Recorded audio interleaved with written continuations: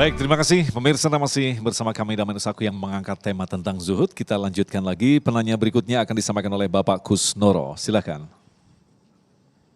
Baik, terima kasih. Assalamualaikum warahmatullahi wabarakatuh. Ustadz merangkum pertanyaan sebelumnya tentang harta. Begitupun pula kita kehidupan sehari-hari harus mencari harta untuk memenuhi kebutuhan hidup. Ya. Namun dalam sebuah hadis diriwayatkan bahwa Rasulullah Shallallahu Alaihi Wasallam berdoa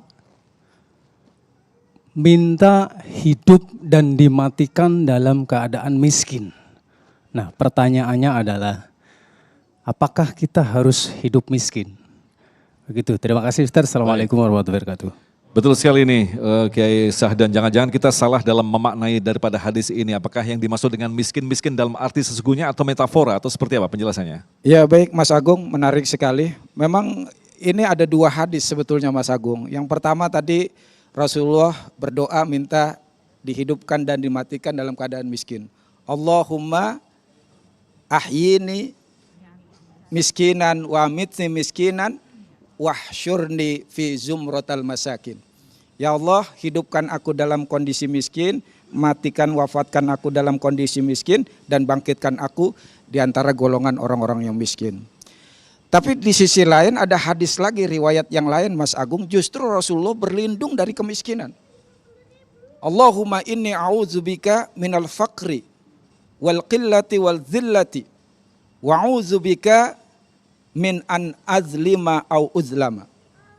Ya Allah, aku berlindung dari kefakiran, dari kekurangan, dari kehinaan, dan aku berlindung kepadamu dari menzolimi atau dizolimi oleh orang lain. Artinya kalau tadi doa Rasul minta dihidupkan dan diwafatkan dalam kondisi miskin, para ulama menafsirkan, menerjemahkan, memahami hadis ini bahwa yang dimaksud dengan miskin adalah bahwa Rasulullah minta diberikan sifat yang tawadu, yang ikhlas, tidak congkak, tidak sombong, dan penuh dengan qanaah. Jadi jangan salah persepsi. Ya, Rasul memang memilih hidup sederhana. Meskipun beliau banyak ditawarkan emas berkali-kali. Robku menawarkan aku menjadikan bukit-bukit, gunung-gunung di Mekah menjadi emas semuanya. Tapi Rasulullah malah memilih dengan sehari kenyang, sehari lapar. Agar supaya ketika lapar Rasulullah bisa mengingat Allah, ketika kenyang bisa bersyukur kepada Allah Subhanahu wa taala. Jadi kita kadang selalu ukurannya materi Mas Agung. Cepat silau sama orang yang kaya. Cepat silaunya. Akhirnya kemudian muncul dengki, iri, ya. Kalau kaya dia congkak jadi sombong. Padahal ibu bapak, Allah Subhanahu wa taala tidak pernah berfirman menjamin orang kaya hidupnya bahagia. Rasulullah tidak pernah mengatakan orang kaya hidupnya senang, enggak pernah. Yang bilang orang kaya hidupnya senang, orang susah. Benar enggak? Lu mah enak banget kaya hidup lu senang, siapa yang ngomong? Lah orang susah. Nggak ada orang kaya bilang, lu enak banget hidup lu susah. Lah, orang kaya keblinger ini bisa nih. Iya kan? Iya.